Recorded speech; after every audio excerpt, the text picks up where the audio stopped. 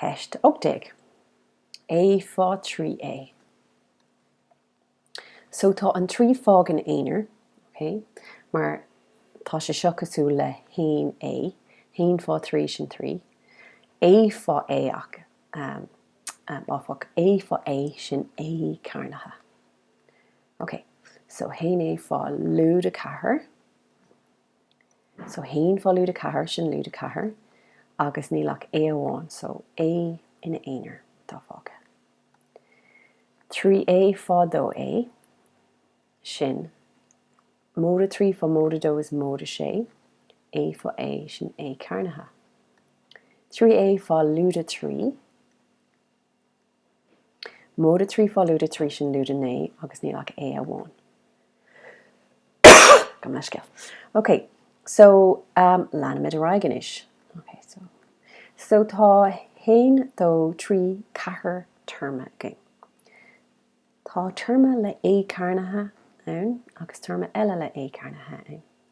Now, beidir go ceapan tusa go bhfuil siad go léir cosú le chéile de bhór go bhfuil A's go léir ann, ach ní hé sin an cost, mar seo iad termí le A carnatha, agus na termí eile ní léon A carnatha ann.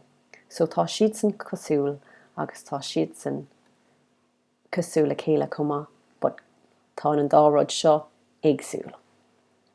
Okay, so ní féidir lam ach na cín cosúil a himú. So seo iad na cín atá cosúil le chéile. So 3A carnatha móda 6A carnatha sin 9A carnatha. Anis tá na cín seo cosúil. So lúda cathair A, lúda 9A. Well, cévéad é atágain had lúda 3. Okay? Tá tú ag simú agus ag dalú, so tá na cóthaí mar an ggéine, so cumad an cótha agus simigéad.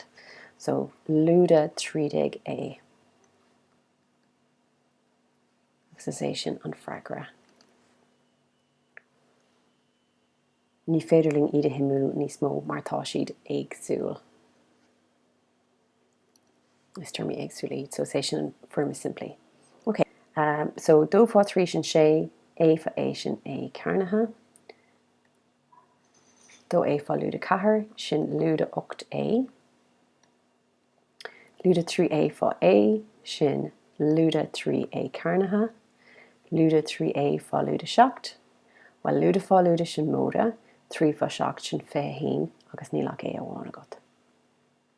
So ríis is termica súla iad seo, de bhór go bhfuil an cócht céine ag na A's, A carnatha. So we have 6 A carnatha, lúda 3A carnatha, which is 3A carnatha.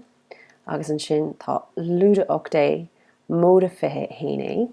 So 15A lúda 8A. Cévéad é atágain. Well, 8 ó 15 sin 30. So móda 30A. Agus tógann tú móda de bhór go bhfuil an 15 móda. So sé sin an figúr níos mó.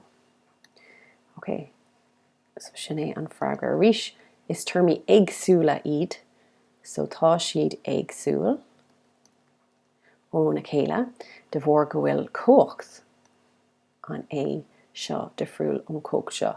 Cad é an cócht atá a bhláach an seo? Well, is hain éagóg to hain é. So 30 fá éagóg to hain sin an rud céine le 30A. Just ní scríbimid an hain sin. So is termí éagsúil iad agus sin é.